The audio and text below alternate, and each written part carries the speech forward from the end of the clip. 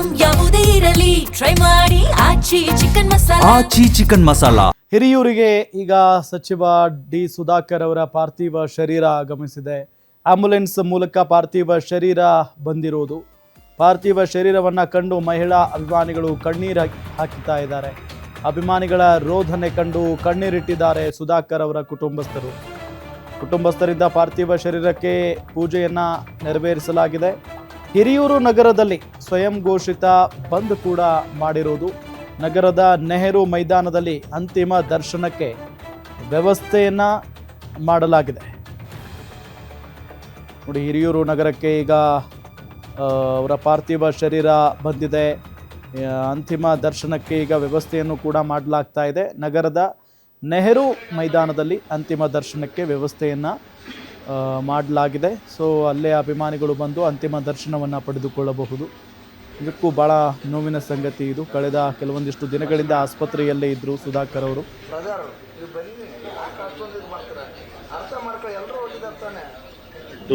ಮತ್ತು ಕಿಡ್ನಿ ಇವೆಲ್ಲ ಚಿಕಿತ್ಸೆಗೆ ನಡೀತಾ ಇತ್ತು.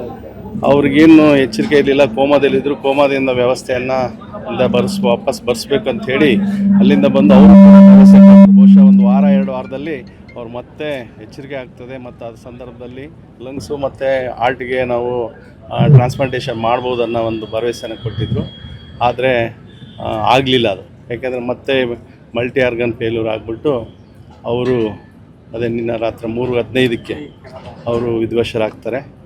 ಇದು ಬಹುಶಃ ನಮ್ಮ ಜಿಲ್ಲೆಗೆ ಬರೀ ಹಿರಿಯೂರು ಕ್ಷೇತ್ರದ ಜನರಿಗೆ ಅಷ್ಟೇ ನಷ್ಟ ಅಲ್ಲ, ಇಡೀ ನಮ್ಮ ಜಿಲ್ಲಾ ಉಸ್ತುವಾರಿ ಸಚಿವರಾದಂತಹ ಡಿ ಸುಧಾಕರ್ ಅವರು ಈಗ ಅಭಿಮಾನಿಗಳೊಂದಿಗೆ ಇಲ್ಲ ಅನ್ನುವಂಥದ್ದು. ಈಗಾಗಲೇ ಅಭಿಮಾನಿಗಳ ಕಣ್ಣೀರಿನ ಕೋಡಿಯೇ ಹರಿದಿದೆ. ಈಗಾಗಲೇ ನಮ್ಮೊಟ್ಟಿಗೆ ಕೆಲ ಮಹಿಳಾ ಕಾರ್ಯಕರ್ತರು ಕೂಡ ಕಣ್ಣೀರನ್ನ ಹಾಕ್ತಾ ಇದ್ದಾರೆ, ತಮ್ಮ ದುಃಖಗಳನ್ನು ತೋರ್ಕೊಳ್ತಾ ಇದ್ದಾರೆ.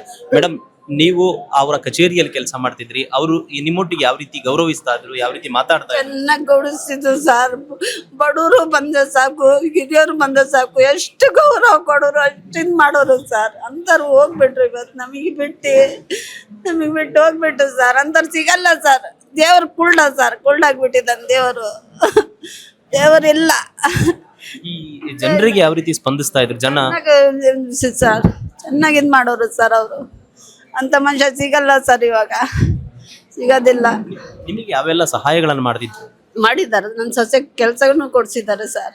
ನಮ್ಮ ಯಜಮಾನ್ರು ಹ್ಯಾಂಡಿಕ್ಯಾಪ್ ಗಾಡಿನೂ ಕೊಡ್ಸಿದ್ದಾರೆ. ನನ್ನ ಮಗನ ಕಾರ್ ಕೊಡ್ಸಿದ್ದಾರೆ ಸರ್. ಒಳ್ಳೆ ರೀತಿಯಿಂದ ಮಾಡಿದ್ದಾರೆ ಸರ್. ಇವತ್ತಿಲ್ಲ, ಅವರು ನಮಗ್ ಬಿಟ್ಟು ಹೋಗ್ಬಿಟ್ರು ಅಂತಾರೆ. ಕೊನೆಯದಾಗಿ ಅವರೊಟ್ಟಿಗೆ ಮಾತನಾಡಿದ್ದಾದ್ರು ಹಬ್ಬದ ದಿವಸ ಸರ್, ಉಗಾದಿ ಹಬ್ಬದ ದಿವಸ ದೊಡ್ಡ ಸೊಸೆ ಕೆಲಸ ಕೊಡ್ಸಿದ್ದೀನಿ, ಚಿಕ್ಕ ಸೊಸೆಗೂ ಕೊಡಿಸ್ತೀನಿ ಅಂತ ಹೇಳಿದ್ರು ಸರ್. ಹೋಗ್ಬಿಟ್ರು, ಅಷ್ಟೇ ಹೋಗ್ಬಿಟ್ರು, ನಮಗ್ ಬಿಟ್ಟು ಹೋಗ್ಬಿಟ್ರು ಅವರು.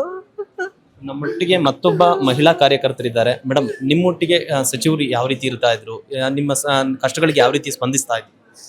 ಸರ್, ಪ್ರತಿ ಒಂದು ಪ್ರೋಗ್ರಾಮ್ ಅಲ್ಲೂ ಮತ್ತೆ ನಾನು ಒಬ್ಬಳು ಜಿಲ್ಲಾಧ್ಯಕ್ಷ, ಸೇವಾದಳ ಜಿಲ್ಲಾಧ್ಯಕ್ಷರಾಗಿ ಕೆಲಸ ಮಾಡ್ಬೇಕಾದ್ರೆ ಪ್ರತಿ ಒಂದು ನಾನು ಏನೇ ಕಷ್ಟ ಹೇಳ್ಕೊಂಡ್ರು ಸ್ಪಂದಿಸೋರು.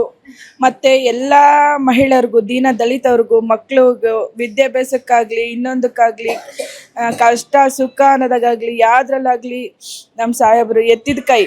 ಯಾರಿಗೂ ಬರೋ ಕೈಯಾಗ ಕಳ್ಸೋ ಮಾತೇ ಇಲ್ಲ ಸರ್. ಇಷ್ಟು ಜಾಸ್ತಿ ಕೊಡ್ಲಿಲ್ಲ, ಸ್ವಲ್ಪನಾದ್ರೂ ಕೊಟ್ಟು ಕಳ್ಸೋರು ಯಾರಿಗೂ ಇಲ್ಲ ಅಂತಿರ್ಲಿಲ್ಲ. ಅಂತ ವ್ಯಕ್ತಿ ನಾವು ಕಳ್ಕೊಂಡಿದೀವಿ. ಆ ಥರ ದುಃಖ ಅಂದ್ರೆ ಮುಗುಲ್ ಮುಟ್ಟಿದೆ, ಹೇಳಕ್ಕೇನು ಆಗ್ತಾ ಇಲ್ಲ ಸರ್ ನಮ್ಗೆ. ನಿಮಗೆ ಯಾವ ರೀತಿಯಾದಂತಹ ಸಹಾಯಗಳನ್ನು ಮಾಡಿದ್ರು ಸರ್? ಒಂದಲ್ಲ ಎರಡಲ್ಲ, ಸಾಕಷ್ಟು ಸಹಾಯ ಮಾಡಿದ್ದಾರೆ. ಹೆಣ್ಮಕ್ಳಿಗೆ ಯಾವುದೇ ರೀತಿ ಆಗ್ಲಿ ಹೇಳು, ಓದೋದ್ರಲ್ಲಿ, ಮಕ್ಳಿಗೆ ವಿದ್ಯಾಭ್ಯಾಸದಲ್ಲಿ, ಮನೆಗೆ ತೊಂದರೆ ಆಗಿದ್ರೆ ಪ್ರತಿಯೊಂದು ಹಾಸ್ಪಿಟ್ಲ್ ವಿಚಾರಕ್ಕಾಗ್ಲಿ, ಮಗಳು ವಿಚಾರಕ್ಕಾಗ್ಲಿ, ಪ್ರತಿಯೊಂದಕ್ಕೂ ಸರ್. ನಾವು ಕಷ್ಟ ಅಂತಂದ್ರೆ ಅಣ್ಣ ಹಿಂಗಾಗ್ತೈತಣ್ಣ, ನಮ್ಮ ಮನೆಗೆ ಈ ಥರ ಪ್ರಾಬ್ಲಮ್ ಇದೆ ಅಂದ್ರೆ ನಾನಿದ್ದೀನಿ ಅಂತ ಹೇಳೋರು. ನಮ್ಗೆ ಇವಾಗ ಯಾರಿದ್ದಾರೆ? ನಾವ್ ಯಾರ ಹತ್ರ ಹೇಳ್ಕೊಡ್ಲಿ ನಮ್ಮ ಕಷ್ಟನ?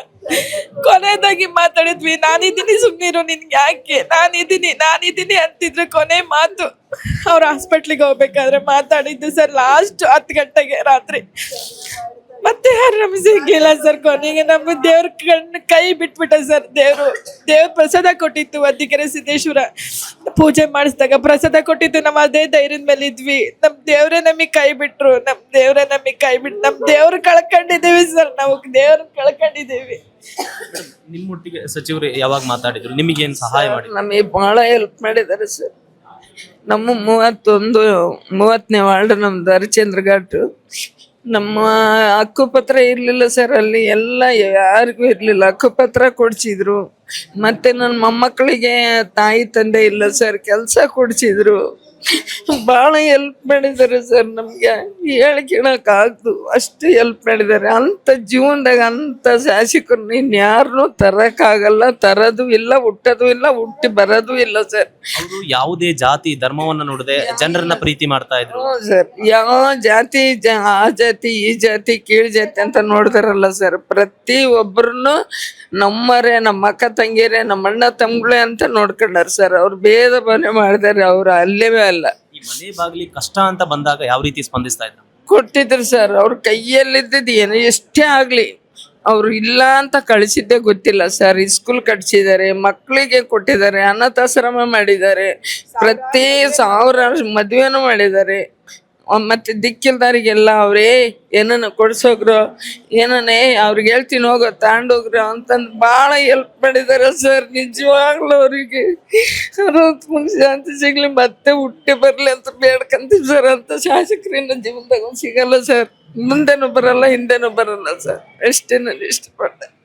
ಒಟ್ಟಾರೆ ಡಿ ಸುಧಾಕರ್ ಒಬ್ಬ ಕೊಡುಗೈ ದಾನಿ, ಬಡವರ ಆಶಾಕಿರಣವಾಗಿದ್ದವರು ಇವತ್ತು ನಮ್ಮೊಂದಿಗಿಲ್ಲ ಅನ್ನುವಂಥದ್ದು ಮಹಿಳಾ ಕಾರ್ಯಕರ್ತರಲ್ಲಿ ನಿಜಕ್ಕೂ ಕೂಡ ದುಃಖವನ್ನು ತರಿಸಿರುವಂಥದ್ದು. Rajashekhar, guarantee news, Chitradurga. Yes, ಇದಿಷ್ಟು ಇವರೆಗಿನ ಪ್ರಮುಖ ಅಪ್ಡೇಟ್ಸ್. ನೋಡ್ತಾ ಇರಿ ಗ್ಯಾರಂಟಿ ನ್ಯೂಸ್, ಸುದ್ದಿ ಖಚಿತ, ನ್ಯಾಯ ನಿಶ್ಚಿತ.